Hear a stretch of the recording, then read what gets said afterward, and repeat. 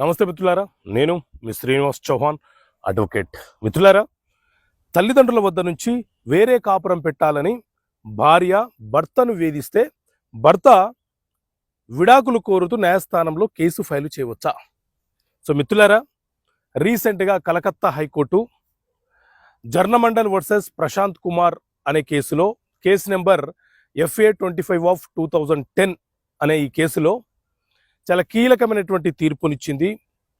ఎప్పుడైనా ఎక్కడైనా ఒక భార్య తన భర్తను తల్లిదండ్రుల వద్ద నుంచి వేరే కాపురం పెట్టాలని బలవంతము చేస్తే అది క్రుయాలిటీ కిందికి వస్తుంది.